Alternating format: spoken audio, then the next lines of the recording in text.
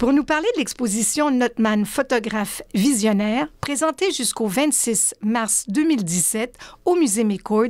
Nous recevons Hélène Sanson, commissaire de l'exposition, mais également conservatrice des archives photographiques Notman. Merci infiniment d'avoir accepté l'invitation. Merci beaucoup de m'avoir invité. 15 minutes sera très court parce que j'ai 3 pages de questions pour vous. Ne paniquons pas, mais est-ce que cette exposition est pour souligner le 375e anniversaire de Montréal et le 150e de la Confédération du Canada? Oui, bien sûr, ce sont des événements qui doivent être célébrés, mais il était quand même temps qu'on fasse une exposition sur Notman. Oui. Ça fait quelques années qu'on y pense parce que la dernière remonte à 1994. En fait, à un moment donné, elle a été prévue pour 2015 et on s'est dit, avec les événements qui s'en viennent, aussi bien profiter de la présenter pour 2017. Très belle exposition, Hélène Sanson, mais qui a dû vous demander un travail gigantesque parce que les photographies de Notman sont en quantité industrielle, mais avant que nous rentrions vraiment dans le sujet, qui était cet homme-là? Qui est William Notman? Alors, William Notman, c'est un photographe du 19e siècle, photographe canadien, qui a été le premier à avoir une réputation internationale et qui vraiment s'est distingué à Montréal et au Canada de tous ses contemporains qui s'étaient aussi installés en photographie. Il faut savoir aussi que c'est un jeune Écossais qui arrive à Montréal à la fin de l'année 1856 et aussitôt arrivé, il va d'abord travailler quelques mois chez Ogilvy et Lewis et quand l'hiver arrive, le travail ralentit et là, il en profite pour se lancer en photographie. Et il a même un prêt de la part de ses premiers employeurs pour pouvoir, si jamais se lancer dans l'entreprise et si jamais ça marchait pas, pouvoir revenir travailler chez Ogilvy Lewis. Mais ça a très bien fonctionné, il n'a jamais eu besoin d'y revenir. Mais Hélène Sanson, il avait déjà commencé à faire un peu de photographie en amateur en Écosse. Oui, il connaissait la photographie. Il avait étudié aussi, on sait par des archives familiales, qu'il avait étudié les arts, qu'il s'y intéressait et que oui, il connaissait la photographie. Il avait sans doute, probablement, mais certainement en amateur, pratiqué. Il connaissait les techniques photographiques et qui étaient à l'époque le daguerréotype principalement. Mais à partir de cette connaissance, probablement assez sommaire, il se lance dans la photographie. Par ses qualités, justement, de visionnaire, d'entre-gens, d'audace, d'ambition, il a fait de cette entreprise un succès phénoménal et dès les premières années de son studio. Vous allez voir, l'exposition est divisée justement en 4 parties qui correspondent à 4 aspects de sa personnalité de visionnaire. Et la première partie concerne l'audacieux, l'entrepreneur audacieux. Justement, là, on souligne le fait qu'il arrive à Montréal et qu'il va faire venir toute sa famille. Alors, les visiteurs peuvent voir une galerie de portraits de lui-même et de sa famille. Ses parents qui sont venus, ses frères, ses sœurs et les enfants, ses 7 enfants. Il y en a une qui était née en Écosse et qui a suivi, mais les autres sont tous nés à Montréal. Et dans cette partie-là aussi, on montre, à partir des photographies de Notman, on montre quelle était l'ambiance dans Montréal. Il y a un grand un vidéoclip, un écran géant où on peut voir une animation faite à partir des photos de Notman sur Montréal. Alors, cette partie-là, c'est Notman qui arrive à Montréal. Alors, il y a l'homme d'affaires, mais il y a aussi l'homme de réseau. Oui. L'artiste et le bâtisseur. Voilà. Et on pourrait en rajouter beaucoup, parce que dans le titre, effectivement, il y a le mot visionnaire, mais pour moi, c'est l'homme moderne, c'est l'avant-gardiste et l'intuitif. Oui. Je pense qu'il avait un flair particulier, William Notman. Bien, vous avez complètement raison de parler de modernité parce que ça a été le premier thème que j'ai eu en tête quand j'ai commencé à travailler l'exposition, à me demander finalement comment on va présenter William Notman et surtout comment on va faire une synthèse parce que c'était ça l'idée, c'était de ne pas prendre une partie de son œuvre comme ça avait déjà été fait auparavant, mais vraiment de faire découvrir au public qui était ce photographe et pourquoi a-t-il tant d'importance à Montréal? Et l'idée qui m'a frappée, c'était sa modernité.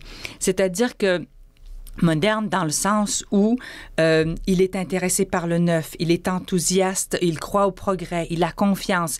Il vient dans un pays où il y a beaucoup de liberté d'action. Il a la conscience aussi de développer un marché. C'est à la fois... Et dans cette modernité, en fait, elle se retrouve dans une intégration exemplaire de la technologie, l'art et les affaires. Oui. Et vous avez intégré ça aussi dans l'exposition parce que, oui, c'est le 19e, mais en même temps, on sent très bien qu'on est fin 20e siècle et 21e siècle. Oui. Et ça, je trouve ça fabuleux parce que ça va rallier les gens d'une certaine génération, mais les plus jeunes aussi pour dire, ben regardez, parce qu'il est l'ancêtre de plein de choses, William Notman. Il a quasiment inventé une forme de flash, il a inventé toutes sortes de techniques, mais ça se faisait quand même ailleurs. Il est peut-être le premier dans plein de choses, mais est-ce qu'on pourrait dire plein de choses au Canada, mais qu'ailleurs, ça avait déjà été fait? Oui, oui. Et comme vous dites, il est le premier au Canada, c'est-à-dire que mais il est à l'affût du potentiel du médium. Et il est quand même il est en relation avec New York. Qui dit New York, c'est de la relation avec l'Europe. Par conséquent, il sait ce qui s'est fait d'exceptionnel, de nouveau en photographie. Et lui, il l'applique tout de suite. Est-ce que vous pouvez nous donner un exemple? Par exemple, la stéréographie. Le fait de faire des photographies qu'on peut voir en 3D grâce à un stéréoscope. Bon, ça se faisait. Par exemple, la Société londonienne de stéréoscopie est fondée en 1854 à Londres. Mais lui est en 56 et dès qu'il a l'occasion, par exemple, de faire les photographies du pont Victoria, bien, il les fait en stéréoscopie. La même chose, la carte de visite, qui est le fameux petit portrait. C'est un format, en fait, la carte de visite, qui ressemble à ce qu'on a aujourd'hui, une carte professionnelle. Mais, et ça servait d'échange. On avait ces portraits de soi qu'on échangeait ou qu'on collectionnait, ceux des autres. Et puis, bon, ce type de photographie-là a été mise au point en France, encore par Disdéry, à Paris en 54. Mais lui, quand il arrive, il adopte ce système et il le développe. Il y a aussi, évidemment, les fameuses photographies composites. Oui. Ces grands tableaux qui sont des photographies de groupe ou des photographies en action, de genre de groupe en action, qu'il est impossible de faire avec l'équipement photographique de l'époque. Alors, il faut inventer, il faut composer un tableau, il faut penser Photoshop. C'est en ce sens-là qu'aujourd'hui, quand on connaît Photoshop, on voit à quel point il avait saisi quelque chose dans la malléabilité de la photographie. Eh bien ça, il n'est pas le premier. Il y a Henry Peach Robinson, un Anglais qui fait l'apologie de cette technique-là et qui a fait des choses exemplaires. Mais Notman, justement, il sait très bien que ça, c'est quelque chose que seule la photographie permet de faire et surtout permet de faire assez rapidement quand même. C'est pas comme une peinture d'histoire qui peut prendre des mois à un peintre à réaliser. Parce que précisons qu'il fait ça en studio et ensuite il fait du montage. Alors, par exemple, on voit des gens sur le Mont-Royal. Il n'y était pas du tout, une scène d'hiver, soit avec de la crosse, soit avec des luges, soit avec de la raquette. Il fait un photomontage qui ensuite nous laisse croire qu'effectivement, ces gens-là étaient sur la montagne. Mais si on regarde de près, on le voit, le procédé, et c'est extraordinaire. Moi qui aime la photo, mais j'y ai pris plaisir et j'espère juste que vous n'attendrez pas de nouveau 10 ans, 20 ans ou 30 ans pour nous en montrer d'autres de ces photos-là, parce que c'est infini. Parce que combien de photos comporte la collection Notman? Vous qui êtes archiviste là, pour cette collection-là. Les archives photographiques Notman comprennent environ 450 000 photographies. Incroyable. Et dont nous avons environ 200 000 négatifs sur verre. Ah! Et ça, les négatifs sur verre, c'est quand même assez beaucoup plus grand. Nous, on est habitués aux négatifs 35 mm, mais les négatifs sur verre, ça peut aller jusqu'à 8 par 10 pouces. Et là, je parle en pouces parce que il y a comme une standardisation en photographie. Il y a des formats qui, mettons, on dit un 8-10. Tous les gens de la photographie, c'est à peu près 25 par 20 cm, si je... Bon. Demandez-moi pas ça à moi, je ne suis pas du tout qualifiée pour ça. Mais tout ça pour dire que les négatifs sur verre, ils sont grands. Oui. Et on en voit durant l'exposition. Oui, on en voit aussi durant l'exposition. Ça a été une chose qui était importante pour moi, c'était de montrer aux gens les originaux, ce qu'on appelle le vintage. Ou l'expression pour dire vintage, c'est les photographies d'époque, c'est-à-dire les tirages qui ont été faits à l'époque de Notman, à partir des négatifs sur verre. C'était très important de montrer ça parce que très souvent, on voit des numérisations, on voit des agrandissements, puis c'est très loin de la réalité de l'objet. Mais maintenant, Hélène Sanson, vous êtes dépositaire, vous. Le musée McCord est dépositaire de ces milliers de photos. Par contre, c'est pas toujours vous qui les avez eues. Ça vient de l'université McGill? Comment est-ce que c'est arrivé tout ça? Oui, bonne question, parce que beaucoup de gens se posent cette question-là aussi. D'abord, le studio Notman a duré jusqu'en 1935, donc 1856 à 1935. Mais il a été maintenu par les fils de William. Parce que William lui-même, il meurt en 1891, mais comme il avait déjà implanté ses fils, la continuité est assurée. Donc, on va jusqu'en 1935 et à ce moment-là, Charles, le dernier fils, prend sa retraite et vend le studio et tout le fonds d'archives à une agence de communication qui est l'Associated Screen News à Montréal. En 1935, eux, ils étaient déjà rendus à faire du film, mais ils s'intéressent beaucoup aux archives parce que de temps en temps, ils peuvent peut-être puiser une photographie, mais surtout, ils ont l'équipement du studio Notman et ils continuent à produire de la photographie. Et Charles s'occupe, il n'est plus propriétaire, mais il s'occupe des archives, puis il continue à travailler dans le studio.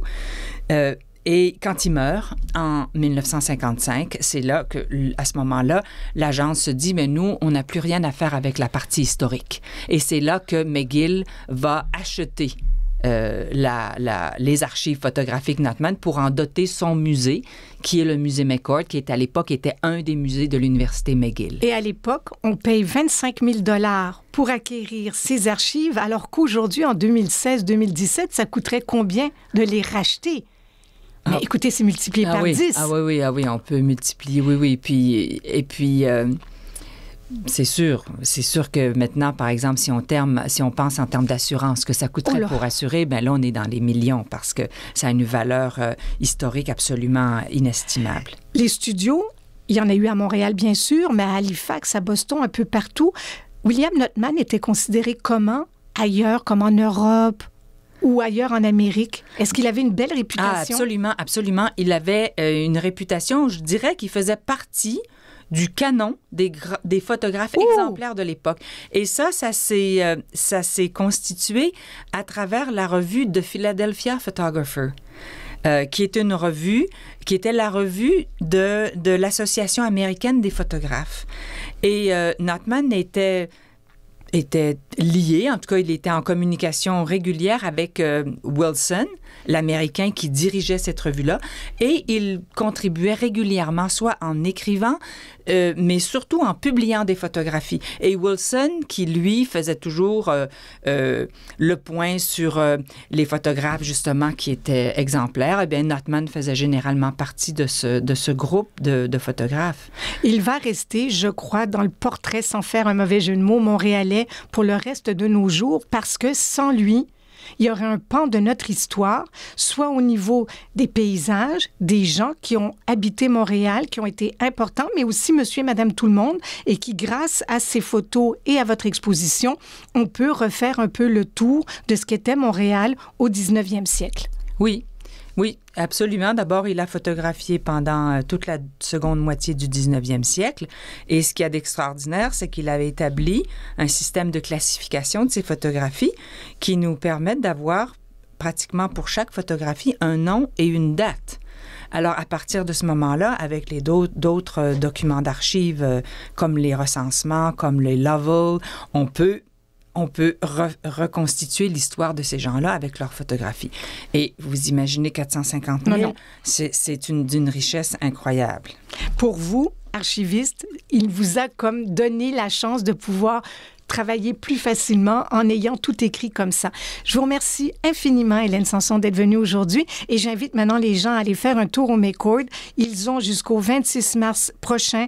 William Notman, c'est quelqu'un que j'ai toujours aimé, mais je l'aime encore plus maintenant. Photographe innovateur, archiviste, documentariste, précurseur, avant-gardiste, nommez tout ce que vous voulez. Et je pense que ça va rallier le plus grand nombre, cette exposition, que vous soyez amoureux de la photographie. Ceux qui aiment l'histoire vont être comblés aussi. Il y en a vraiment pour tous les goûts.